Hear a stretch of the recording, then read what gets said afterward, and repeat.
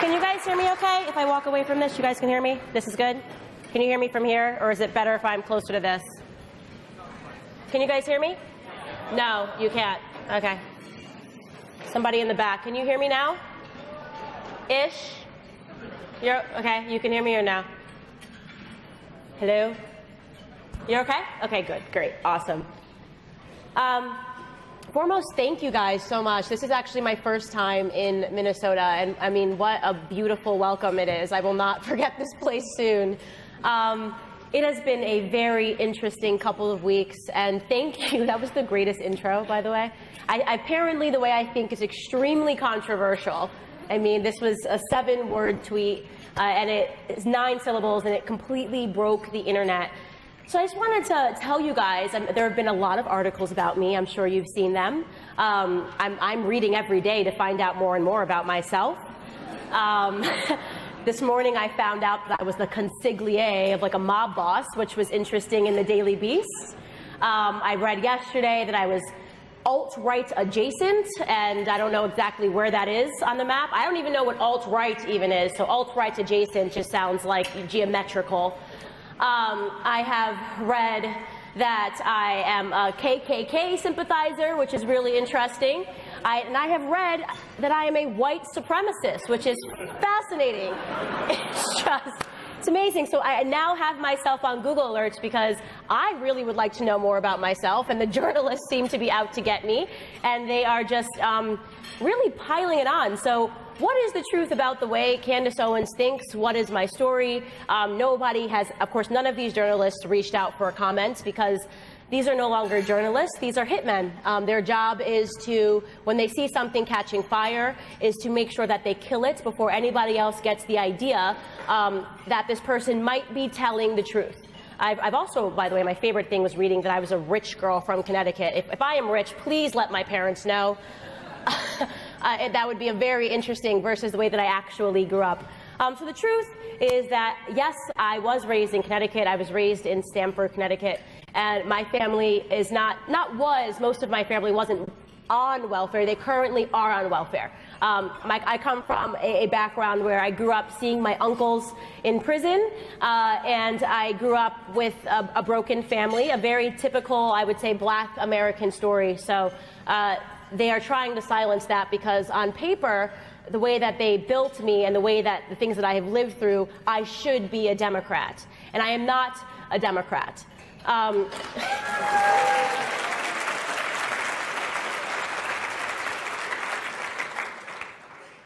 What I like to say about the Black community in general is that if you show me a Black person, I can show you someone that is a conservative and just doesn't know it. The truth is that there's been a system built to make us think that we're liberals and Democrats, and I certainly fell victim to it myself my entire life. I thought that I must be a liberal and I must be a Democrat because that's what I learned growing up. And there are really 3 verticals that I've been able to define which contribute to this mentality. The first vertical is your family, where you think about where you get your ideas from. It is, of course, your family. They are the first people that are telling you, mom and dad are saying yes or no, this is good, this is bad, sit down, don't jump up on the table. But what the left has done is that they've broken down the Black family, okay? They did this in the 1960s via President LBJ and his Great Society Act. They created the welfare system, the welfare programs, which, if you guys don't know this, incentivize Black women not to marry the father of their children. The government says, I will give you a bigger check if you don't marry him, which is quite interesting. So over time, if you guys didn't know this as well, the single motherhood rate in the Black community has jumped 72% since the 1960s, which is abhorrent. It's terrifying to think that the majority, and all of my cousins, grow up without their fathers in the home. And if you want to disrupt an individual, the first thing that you have to do is disrupt that first vertical, which is family. The second vertical that I was able to identify was what happens when Black children are growing up without a family unit. What happens if you grow up and you don't have your mom and your dad in the house to tell you what's right and what's wrong? You start to look to culture and the media to tell you yes or no, what's right and what's wrong. And that is why every few years you see that leftists and Democrats put up Jay-Z and Beyonce at every election cycle. They're throwing concerts because they have understood that we begin to idolize these people. We begin to idolize the music, and we say, okay, well, if Beyonce says I'm with her, then of course I must be with her too. That is the thought process. The rappers and the singers become mom and dad, which is a huge problem and something that I understood had to be disrupted. If you guys want to know why a 7-word tweet broke the internet, it's because culture and politics are not supposed to mix in this way, especially when we're talking about with conservative ideas. The third vertical is, of course, education. Mom and dad send you to school, and you spend most of your time with your teachers. And I just was talking to this table over here, was telling me that, you know, as conservatives in high school, they're getting into a lot of trouble. They're not allowed to have these ideas because, as we know, the Democrats have pretty much locked down the education system. And I see this every single day at Turning Point USA. And for those of you guys that don't know this, what is going on right now at college campuses, starting in high school, it's scary. It's not normal. I thought that Charlie was being dramatic when he said, I have to start these Turning Point chapters to get conservative ideas on campus, because when I was in school, we didn't have people that were this violent. They're willing to be violent if you don't agree with their ideas. They're willing to be violent if you don't think that there are 3,000 genders that you can choose from every single day. I went to Colorado State University a couple of weeks ago, and I was sitting in a chair with some Turning Point members who had just gone through a cycle of having a student group that was called Students Against White Supremacy announce in front of the entire school with the president of the school there that they were white supremacists.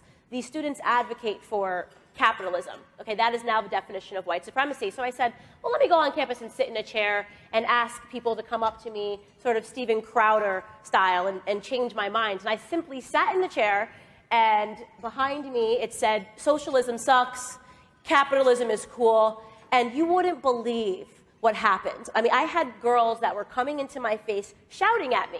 All white girls, by the way. They always have blue hair. I don't know what it is. But if you see a child with blue hair, you run the other way on campus, okay? If there's one thing I walk away with, blue and pink hair, and she comes and she screams at me and she says, you are a white supremacist. And I said, okay, what gave me away? And she says, well, you're sitting here selling this jargon, and of course she's cursing and she's saying, and I said, what jargon am I selling? And she says, capitalism. That is white supremacy.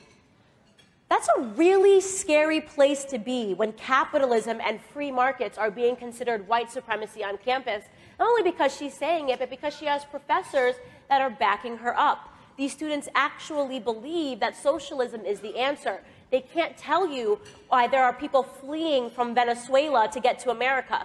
It makes absolutely no sense, but this is what you're sending your children to when you send them to these universities, is that there are children that have the right and the freedom to yell at them, to physically accost them in some circumstances, because they think that they should have the right to build businesses on their own.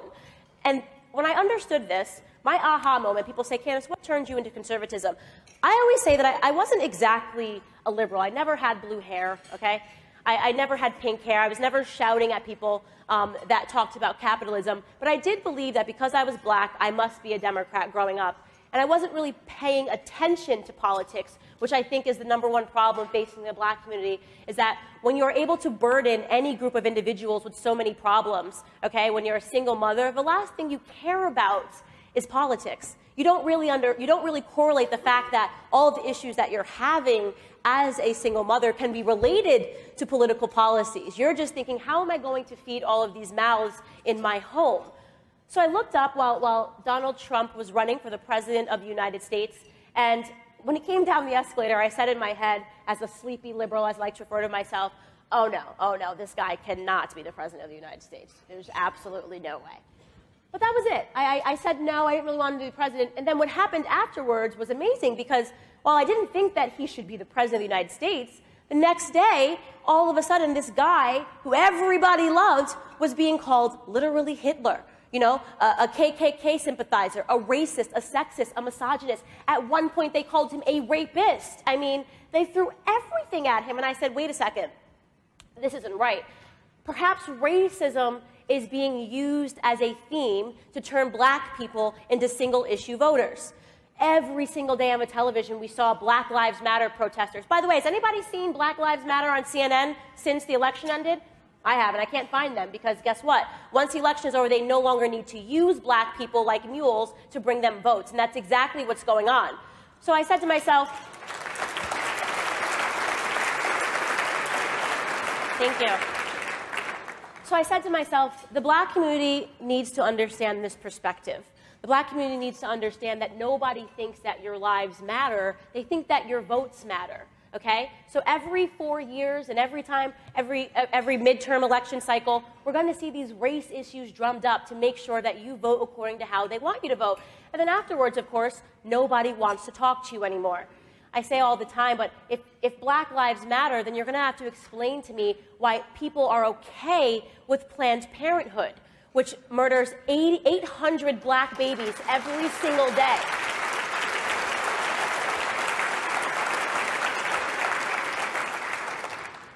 So I quit my job. I don't advise everyone to do this instantly. And I said, I'm going to start making videos on YouTube. And I called some people close to me, and they said, Candace, you're crazy. You know, you have this nice job, you work in private equity, why would you do this? But I felt this passion burning in my heart. I said everything that I turned on, it was just black people pretending that this narrative was real. We had people like Jay-Z and Beyonce, Jay-Z who has made his money off of the black struggle, endorsing Hillary Clinton, who is married to a former president who put more black men in prison than any president in the history of the United States. President Bill Clinton did that. How is it possible? So I quit my job and I make a video, and it goes kind of viral. It was called, you guys may have seen it, was called Mom, Dad, I'm a Conservative. And I didn't really say anything in the video other than I'm a conservative. And it was sort of a satirical stab how it's harder to come out as a conservative than it is to come out as gay or a lesbian in this society, which is a little crazy. Being a conservative is a little bit like being gay in the 80s. And the reaction was exactly what I would expect. I was called an Uncle Tom. I was called a coon. I was called a bedwench, which I didn't even know what that meant. I had to actually look it up because it sounded a little comfortable, if I'm being completely honest. And then I looked it up and I said, oh, no, that is not nice. That is the slave that sleeps with the master. And I said, wow, I better keep going here. My third video that I made was after Donald Trump won, and the Charlottesville attacks happened. And my cousin was sitting in my living room, and she turned on CNN. And CNN, quite literally, when this was going on, was trying to play the game where they were trying to say to everybody, well, because you didn't listen to us, because we told you that you should not elect Donald Trump, we're going to show you that everything that we said about him is real. So Charlottesville happens, and CNN is trying to sell to me as a black woman that the KKK is alive and well. And I said, okay, all right, that's about enough. I think this is getting a little ridiculous. So I stopped with the skits, and I opened my laptop, and I ranted for 4 minutes about how ridiculous it is that they were trying to make me believe that I live in the 1940s, that I can't walk out my door because somebody in a white hood on a horseback is going to come up to me and try to shoot into my living room. And I was insulted. I mean, I was angry and I was frustrated, but I was also insulted because I was raised by my grandfather, and the KKK was real. Okay, the KKK was real when my grandfather was growing up in Fayetteville, North Carolina. The KKK was actually a threat then. So to use the KKK to sort of spin this narrative is actually insulting to black people that lived through that time. To pretend, I'm sitting here on my MacBook laptop, I've got an Instagram account, I couldn't be more privileged. As a black American, as an American period, we couldn't be living in a more privileged time. And yet CNN is trying to sell me my own oppression. So I shoot this video and I basically say, am I the only person that, relies on their own experience to dictate what might be going on in the world? Am I the only person that can get up in the morning and go to Starbucks and a white person makes me my latte and they say, have a nice day. And then I go to the gym and I've got a Spanish guy who hands me my towel and he says, have a nice day. I'm living in a pretty okay place until I turn on CNN, right?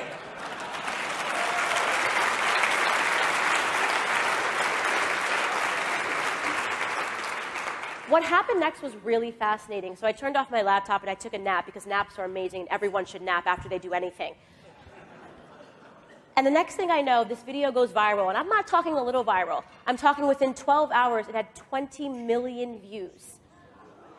Within the next week, it had 80 million views. And these views were not just in America. This video was dubbed in Portuguese, this video was dubbed in Spanish, and this video was dubbed in French. And it startled me because I understood that something was happening, and I thought that I was tapping at the doors of an American sentiment. I thought that I was realizing that all of us in America were being duped by our media. But you guys have to understand, this is a worldwide sentiment. People are starting to wake up and realize that something's just not right. The things that they are telling us, the media is no longer trying to tell us anything. They're trying to sell us something. And I said, oh my gosh, we might really have something here. And I would say that was really the turning point in my life. I was then invited, this was in October, I was then invited to do the Rubin Report. Do you guys know who Dave Rubin is? Some of you guys do? And we do this long-form interview, and I sort of say to him, like, look, I don't really know if I would say that I'm a Republican, but yeah, my ideas are conservative, and I'm comfortable talking about that. And at the end of the interview, he says, he does this thing where he does questions and answers, and people can write online, and they can live ask me questions. And they said, Candace, who are you a fan of? Who do you idolize? And I say, and I wish I had the clip here, because this is dated October. Actually, August is when we shot it. I said, the only person that I like, and I wouldn't even say that I'm a fan, is Kanye West. And he says, Kanye West, why would you say Kanye West? And I said, well, you know, if you listen to his music, if there's one thing I can tell you about Kanye West, is that he says that you're never a fan of Kanye West, you're a fan of yourself. It means that you believe in yourself. If you ever look to Kanye West and say, I'm a fan of his, you believe that you can do something great in the world if you're a fan of Kanye West. And I said, in all of his music, all he ever advocates for is individualism. He wants people to understand that you don't assign yourself to the collective, be an individual. And Dave sort of looks at me like I'm crazy, and he says, all right, Kanye West. And as we know, fast forward 7 months later, and this amazing thing that was never supposed to happen happens. Kanye West, and I can tell you where I was. I was laying in bed napping. Everybody should nap, by the way. Napping is excellent. And I get a text message from somebody in London, and it's a screenshot of a tweet, and it's from Kanye West, and it says, I love the way Candace Owens thinks. So I think the guy's pranking me because it's like the one person that I've said something about, and I don't understand, but I instantly get this like surge of electricity, and I try to get to Twitter to check to see if it's real, and my hands are shaking. I can't get to the Twitter account because my hands are shaking. And I go and I check Kanye's account, and there it is. It actually says, I love the way Candace Owens thinks. So I did the next best thing to napping. I cried hysterically.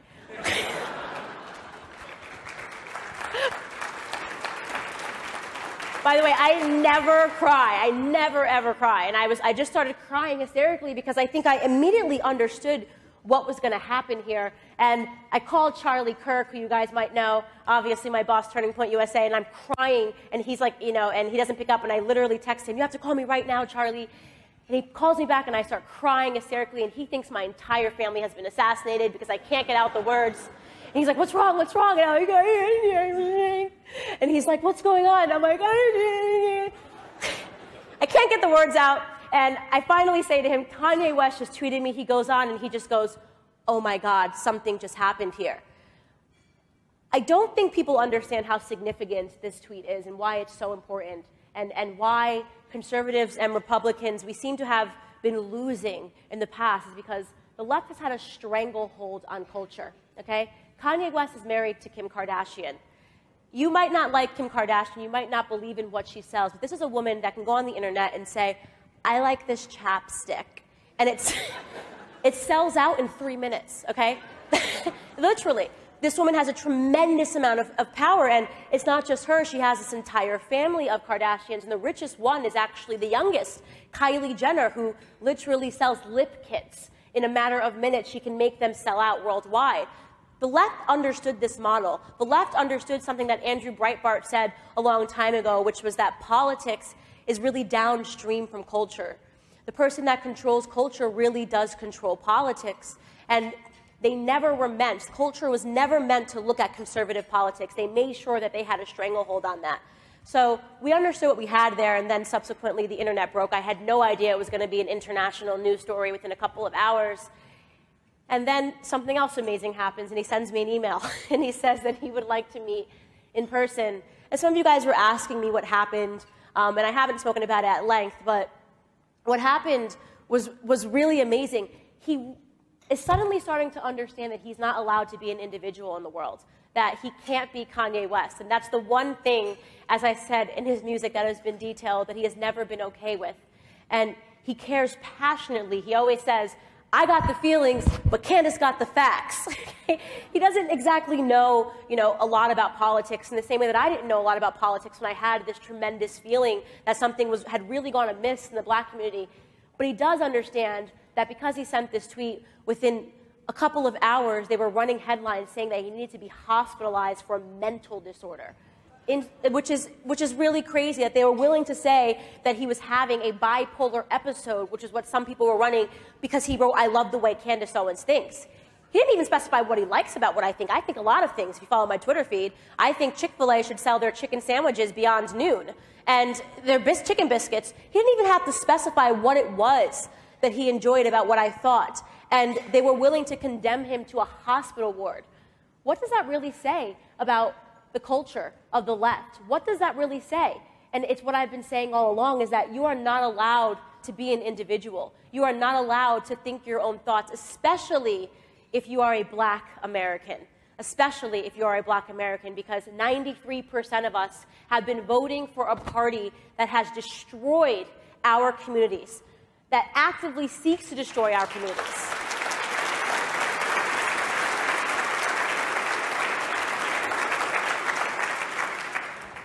The opportunity that we have here, not just as black Americans, but as Americans, is something that I think we have never had in this country. We have an opportunity to unite, honestly. It sounds like it's left or right, it's Republican, it's Democrat, but at the end of the day, if we can start having these conversations, and if you're brave enough to go look into the comment sections of my Instagram posts, of my Facebook posts, is people are fighting, but they're also starting to think.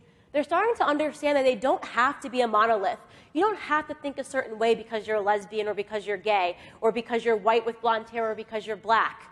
You're allowed to actually think your own thoughts irregardless of any of that. And that's what people are starting to understand. They're starting to research the facts and to form their own opinions. So I say to people all the time, what I always wanted to do was launch an ideological civil war in the black community. I wanted people to fight. I wanted them to debate. I wanted them to say, I'm not a victim, because I'm not a victim. I've lived through a lot of things, so have, I'm sure, many people sitting here. Everybody lives through something. This is life. You got to toughen up.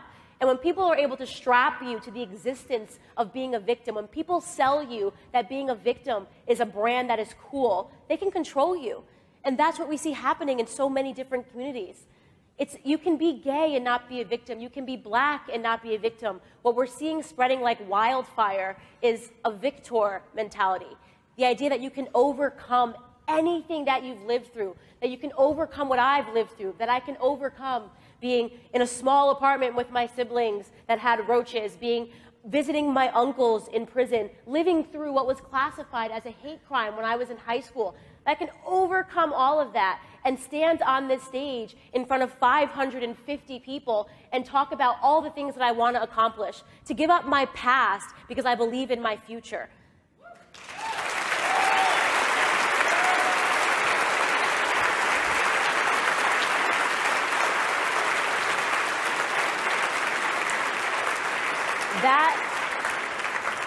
That is the American dream for people that forgot what that was about. That is the American dream, that you could come from a different country and speak a different language and have nothing but the clothes on your back, and you could become a billionaire. And that is something that we have given up to the government, that the government got bigger and the individual got smaller. That really is the dangerous thing that Candace Owens thinks, that it seems to have broken the internet. And I want to get to some questions, but thank you guys so much for having me. Do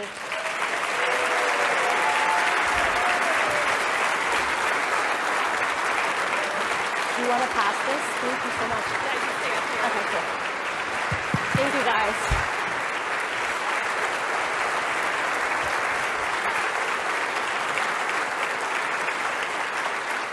Thank you, Candace. We have time for a couple of questions, so please raise your hand, and Peter will bring a mic around for you to identify yourself, followed by your question. Hi, I'm Grace Clausen. I go to Providence Academy, and I'm looking to start a conservative social media platform in the future. What advice do you have to me and to anyone else trying to do something similar? To start a conservative platform. First and foremost, I would say be ready for the attacks, obviously. I mean, it's tremendously hard, and what we're trying to do now at Turning Point is to sort of, like I said, we're for unity. We're trying to sort of bridge the gap. We're actually starting to have conversations with people that would otherwise not agree with us, because it's an uphill battle for conservatives to do anything, but the best thing that you can do is make contacts, make strong contacts with other conservatives. There are people sitting in this room that can help you. I can guarantee you. Like, that was the first thing that I did when I started making YouTube videos is I shook every hand, I took every picture, and I took every card, because it takes one person that can change your life. But if you have the heart and you have the willingness to do it, you're going to make it. I mean, that's really what it comes down to, and that's incredible. I'm really happy that you're excited to do that. Get me involved. Who has the... Oh, hi. I didn't realize you already had... Gary Heyer. Hi. I just want you to know that I just live streamed this, and my account on Twitter was locked. Yeah, I know. So... Wow. There it is. That is insane. Wow. What was it locked for? What was just out of nowhere. So I'm wondering, just in terms of tribalism, because I think tribalism is probably the single largest cause of suffering that we have, that people are attached to what does my mom think, what does my dad think, what does society think, what do my coworkers think, and all that. Looking out at a predominantly white audience here, you know, I'm not speaking for all white people, but, you know, we have a sense of tribalism in our identity. And, you know, looking at it in us versus them, right, that is a complete illusion. And I'm just wondering what your thoughts on that and how you have circumvented this need for approval and that kind of thing, and how are you bringing the tribes together to be in the tribe of the living rather than, you know, identifying with right or left or whatnot, looking at justice and yeah. So there's two parts. So to be honest with you, I get this question all the time. One other thing, I just want to know what you think about QAnon as well, too, if you could add on that. I don't know. You could actually probably add more color on that than I can. I don't know too much about QAnon, but I always get tweets, and they've been super supportive. But I don't know too much about them. But to answer your first question, I get this question all the time of like how I was able to sort of transcend tribalism. And I have to be honest, a little bit is the way I was born. I've always been this child, like the child that you just did not want to happen in terms of just everything was a fight with me. I was, you know, videos of me as a child, I don't know why my parents weren't just like, all right, bye. I was really hell-bent on maintaining my own sense of identity. I hated people telling me what to do without reason. I always had to have this, like, debate. So parents, usually with a 4-year-old, you can get away with, like, you know, clean your room or else Santa's, you know, not going to come. Me, did not work. I was, like, impervious to Santa. I don't know, just, like, nothing worked. You know, and what I was always trying to hold on to was just, like, ask me to clean my room. Tell me why, you know, you want me to clean it, but don't trick me into cleaning my room. So I was definitely born with that, and I held on to that all through high school. It was a nightmare for my teachers. I have teachers now that say to me, like, it was definitely going to be you if it was going to be someone. Because it was the same thing, like, especially in school, when I talk about indoctrination, the questions would read, like, and I was in AP classes. I was good at school, I just didn't care about school. But the questions would read, why did the United States have to drop the bomb in Hiroshima? And I would reply, like, you know, this is begging the question, this is a fallacy. Like, ask me if they had to drop the bomb in Hiroshima. Don't tell me they had to, and make me find the answer. So I just am programmed, I guess. I'm not able to be programmed in that regard. But in terms of people that are, or the people that fear the backlash from their coworkers and their friends, I think it starts with the tipping point. Now that I exist, it sort of makes it okay for everybody else, right? So if you see, and that sort of is like the effect that we're seeing happen, the domino effect. We're seeing all these people that are jumping up on YouTube and saying like, you know what, I haven't really agreed to all of this, and now I feel like I can have a voice because, you know, Candace has done it, or Brendan Tatum has done it, or, you know, there's young CJ Pearson is doing it. So it does, what we're selling here is individualism, and I think because I'm doing it, everyone else feels like it's okay, and that's like the greatest feeling in the entire world to know that that's what we're inspiring. But yeah, I was a terrible child, really. Hi, I'm Jennifer Suriord, and can you just give a couple like statements that I can give to my adult children who've run into the white bias, the shaming, the implicit bias, all these buzzwords that they got from liberal. Oh my God, the liberals and their label makers. Like I don't even, like, I mean, like I feel like they just run around and like label there are words I haven't even heard of. Like it's like they have a new one every single day. So one thing that I've gotten, which has been really positive feedback, is when they share my videos, it kind of shatters white liberal world.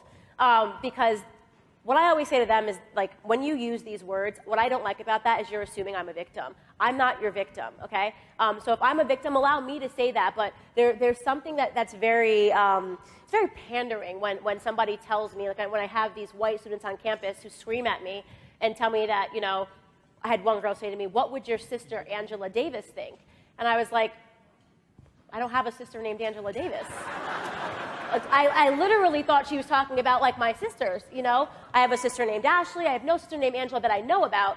And she was basically saying to me that because a black woman had come before me and had these ideas about me being a victim, I had to subscribe to it. And I took a second to tell her, this is the very definition of racism, the thing that you claim to be fighting, right? Is you assuming that because of my skin color, I'm a victim, or that I have to subscribe.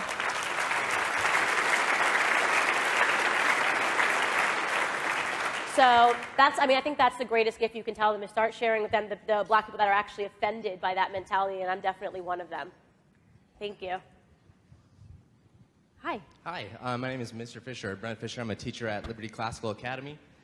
Thanks for coming. I know you've been busy doing the news circuit, so it means a lot that you're here. Just one question I think we're all wondering. Have you had any further correspondence with Kanye? And if you could comment on the TMZ interview and people saying that was a total meltdown. Right. I know you commented on that briefly, but if there's any hope that he might be able to, you know, crack open a Thomas Sowell book or research something, right. Yeah. which would be helpful for culture. So no, Kanye is not a politician. He's not like, you know, here's what I can tell you is, so the TMZ interview was, he has been trying to help, like, be the fuel to my rocket ship, if that makes sense. Right? He wanted to crack open this conversation, so people started talking about this, which is all they can talk about right now is Kanye West, because he wasn't supposed to be saying that. But he's tremendously interested in philosophy. He's following Jordan Peterson and you know, all of these other thinkers and doers, you know, Charlie Kirk. Yes, I have had more correspondences with him, and yes, I can confirm to you that this is just the beginning. It's going to get a lot bigger, and they think that they are silencing him by running all these articles, but they are just going to make his voice even louder. He 100% wants to, he doesn't want to be a politician, but he will have a great impact on politics, and you'll see all of that within the next month.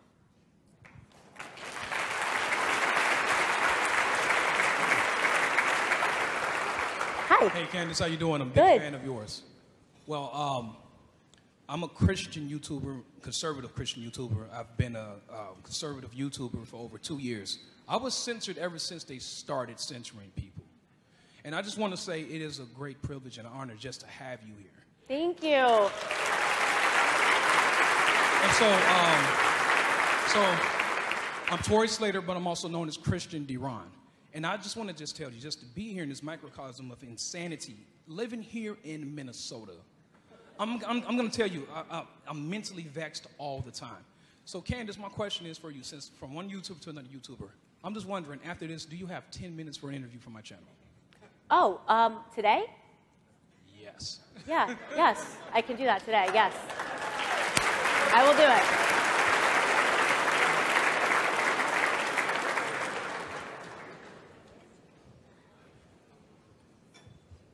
Oh, ha, hello. Yes. Hi, I'm Regina Reed, Republican.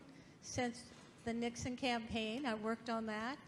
I had raised more money for Shirley Chisholm, and they called, the Democrats called and asked me who was my donors, my contributors. At that time, you didn't need to if you collected less than $100. I told them I did not. And she called me back later that day and said, we're coming to your house and we're going to beat you until you give us your list. And I said, well, being a good Mississippi, cotton-picking, corn-fed, molasses-making black woman, you bring it in my garage. I have a double-blade axe.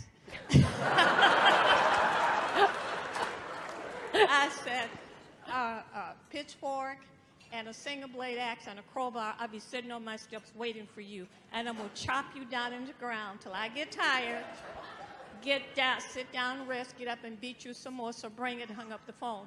Called my friend, and she said, we're going to become, my family never gave up Republican Party in Louisiana. And she said, I know your folks in Mississippi had not. So she took me to the Nixon headquarters, and I worked there, and I ended up attending the inaugural and had the pleasure of meeting. Someone introduced me to the president and his wife on the dance floor, and it was really nice. And listen, tell them they want Angie. I'll take you as my daughter, my granddaughter, whatever. I've been here since the beginning of time. So sweet. God bless you. Sound like my grandfather. That's what my grandfather always says. He lives down in Fayetteville, North Carolina, and he always says, anybody messes with my grandbaby?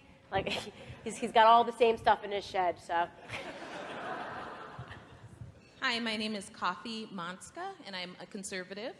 And I encourage you, as Candace said, to meet each other. I met a friend here who's also an attorney, and we started a conservative group together from meeting at one of these American Experiment events. But my question is I struggle with courage to speak up because I'm so afraid of violence.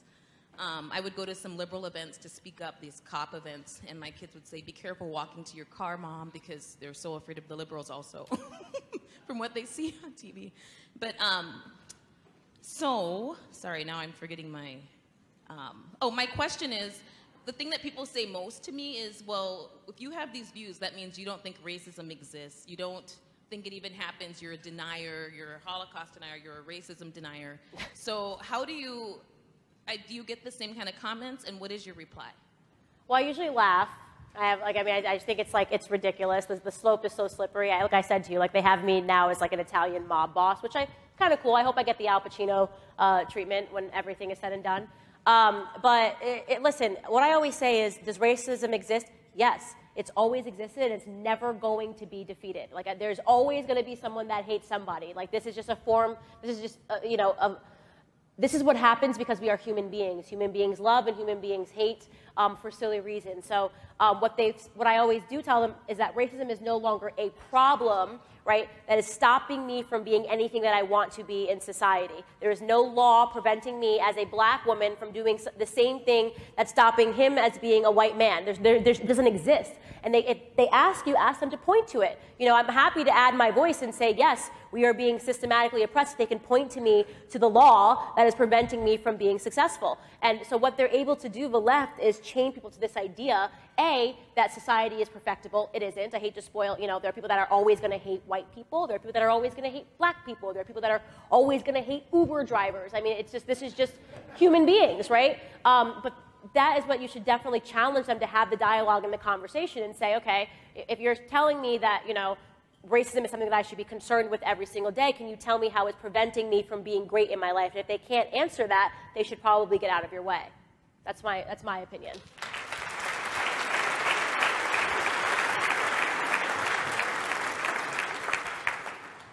My name is Claire Christensen. I'm a senior at Providence Academy.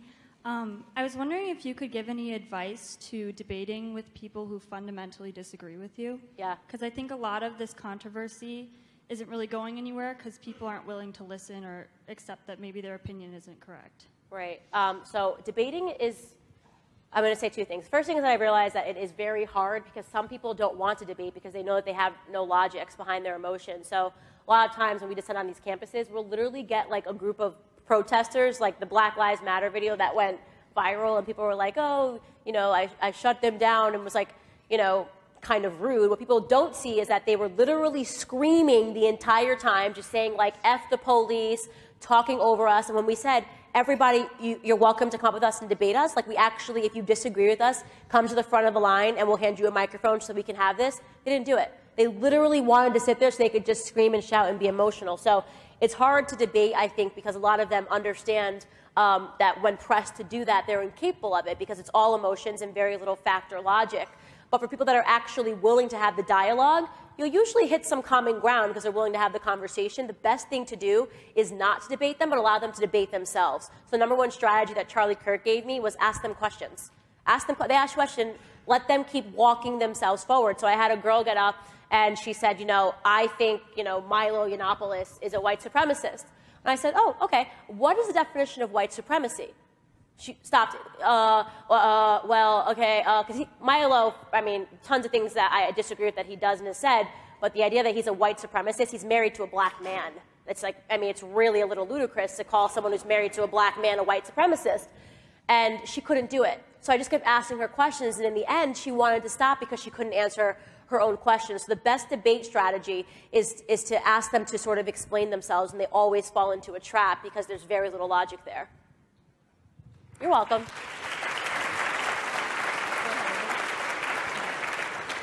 Hi, Candace. My name is Anna Doval, and this year we have all dealt with the liberal indoctrination in public schools.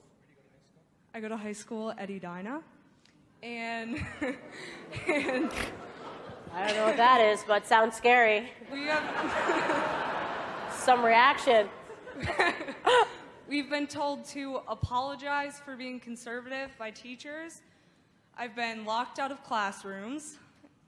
There's a lot more, but I was just wondering how do we stand up to this? Because in the end, they are adults, and we are taught, I know I was raised to listen to adults, so. Right, so not those kind, trust me. So what you need to do is you need to make them famous, okay? You have a lot of power in your hand. You live in a generation where you have a smartphone, where anybody that's doing something like that can be on the internet tomorrow. We had a girl do that recently. I think she was in Georgia when the textbook was already recreating the history of how Donald Trump came into office. And they wrote that it was because of racism in the country, and she stood up. I think her mother, she recorded what the teacher was saying in class, and it went viral. What you have to understand is this is bubbling at the surface. This is not a time where they can get away with that, okay?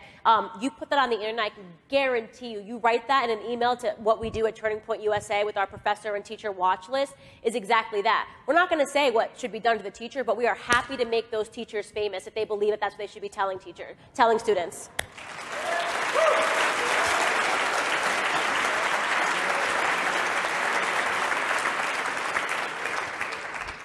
Hi, my name is Will Knopic. I go to Edina High School as well.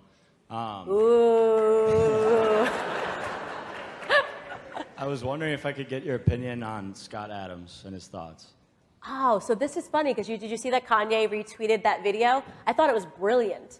Very, very brilliant. So for those of you guys that don't follow Scott Adams, I actually wasn't following him, and he sort of, he pretty much said what I'm saying up here, that Kanye West ripped a hole in reality because he was describing on a little whiteboard that, Candace Owens is supposed to be over here, and Kanye West being a part of culture is supposed to be over here, and that him tweeting those 7 words ripped a hole in reality, and that what we're going to see is pretty much a tremendous earthquake in these next coming months and leading up to 2020 and beyond. So I don't know all of his thoughts, so I'm not going to sit up here and say that I co-signed to everything because for all, that's how they get you. So this means that you agree with all of this, but in his assessment of why what Kanye West did was so significant, I 100% agree with him. He was spot on. It was a really smart analysis. Oh, I love Jordan. He asked me my thoughts on the Jordan Peterson phenomenon. It's phenomenal that Jordan Peterson became famous for saying, sit up straight, brush your teeth, take a shower. Literally, Jordan Peterson wrote a book called 12 Rules of Success, and you would think this was common sense, right? But it became like an international bestseller because somehow the left has created this idea that everything needs to be protested. Like the idea of showering and brushing your teeth is oppression. It is, like, seriously, I've met people that say that. It's like, why should I have to brush my teeth? Why should I have to shower? And this is how the blue hair phenomenon started. I'm convinced. Okay? Love Jordan Peterson. I'll be doing his show. I was supposed to do it this week, but I've kind of been drinking out of a fire hose. But I'll be doing his show, his YouTube show in a couple of weeks. He's phenomenal, a really smart guy. My name is Elfrida Baldwin. Thank you. You're a breath of fresh air. Thank you you. give somebody who's in the 7th inning of life courage and hope. Oh, thank you. That's so sweet. So I saw your interview with David Rubin, and I loved it until you said you liked Kanye. And then I'm like, ah! But you know, I've decided I'm going to listen to the message fully and not reject people, because there's a part of what they say I don't like. Right. But as much as I know Kanye can maybe pull in younger people, there are some older people, Thomas Sowell and Walter Williams. I love him. Love him. They have wandered in the conservative wilderness. Right. For pretty much all their lives. Yep. They are phenomenal. They are phenomenal. I was reading Thomas Sowell's book on the way in here. So the new one? Yeah. Well, it was just gifted to me. He did an interview, and I listened to him read like one of the last passages in that book, and it was just so, it was wonderful. So if there's a way to get those older folks' voices out there as well. So here's what I'll say, and I get this question all the time because I read books. I like to read books, and Thomas Sowell, Larry Elder, they've sort of written it all and have been dismissed, called Uncle Toms and Coons, and they have amazing accomplishments in their life. Think about Condoleezza Rice. She's the first black person, forget black woman, to get into Augusta. It's like unheard of, the things that she's accomplished, and she's completely dismissed. But so here's what I'll say. People always ask me, like, you know, why don't I talk about, you know, do interviews with them? They've been dismissed because we're in a different time right now. So when I started making my videos, everyone was like, it's not going to get done. I had black Republicans that were speaking out against me, like, oh, this isn't going to work, blah, blah, blah, because they were sort of bitter that they hadn't been able to be effective. Well, one thing that you can't discount is the times that we're in. Okay, people don't have an attention span to watch a Thomas. It's sad. It's ridiculous. They don't have the attention span to read. Like, it's literally gold. What he writes is gold. Everyone should be forced to read it as a part of their curriculum, but they don't. So how do I get what I've learned from them and deliver it to the masses? This is why I started on YouTube. This is why I made my videos always under 4 minutes with jump cuts, because I wanted to say the same thing that they're saying, but in a different voice so that they actually heard my message, and it's been successful. So where I get my ideas, I always say, I am not the inventor of these ideas. Please, let me tell you. And my heart goes out to these people. I just did Larry Elder's radio show the other day. I mean, the treatment that he has gotten for telling the truth, you know, being bold enough to tell the truth hasn't been fair, but their message has fallen on deaf ears because many times it's not the message, it's the person delivering the message that people will listen to, right? So I am hoping that we get to a point where, because I've kind of opened the window here, that people will start to see where my ideas come from. And the truth is, I mean, Thomas Sowell, Walter Williams, they're legends. I mean, it's unbelievable what they've been able to do. But I appreciate your comment. I hope that explains why I do things a little differently, because kids don't have an attention span and they take too many naps. Hi, Candace. First, I want to say I love you. Thank you. And I'm a senior citizen, and I've been praying for decades for someone like you. That's sweet.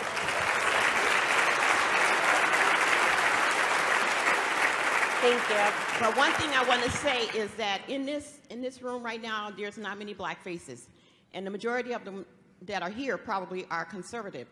And so I don't want us to leave today and not see each other again. So I think while we're here, we need to connect. We need to connect. Do not leave this room unless we connect. Because I'm very outspoken. I'm not afraid. I've had people that don't even know me attack me, and I attack back. So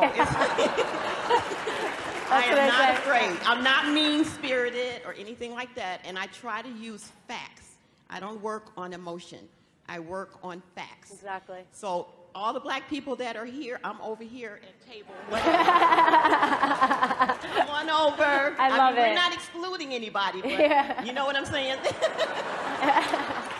So sweet. I love it.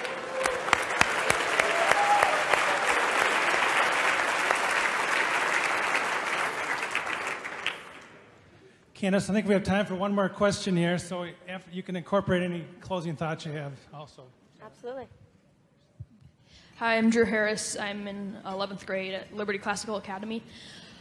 So a while ago, there was a controversy with Starbucks arresting 2 black men in a building. And I was wondering, so the manager came out and apologized for the arrest. And I was wondering, if you were that manager, what would you have done?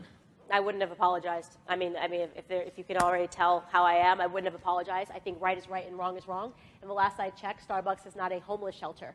Last I checked. So, and this is, it's sad that we're getting to this point where corporations and businesses are backing down because of nonsense, because they're scared of what, the liberal outrage machine. This person was asked kindly to leave several times, didn't leave, didn't buy anything. Even when I have to, listen, we've all been there before. Like, you have to use the bathroom, you run into it. I always buy something stupid. Like, I'm like, oh, I'll have a juice box, just so I can have, use their bathroom, because there's an etiquette to that. These people don't open businesses to have homeless people say, I'm just going to sit here and squat for hours and do nothing, or I'm going to, go change in the bathroom. And how slippery is that slope? Once they make an apology like that, if I was a homeless person right now, I would be posted up in Starbucks all day. I mean, and so it's going to take not just, and I'm so happy that you're in high school, by the way. Can we have a round of applause for all the high school students that are in here? That is amazing.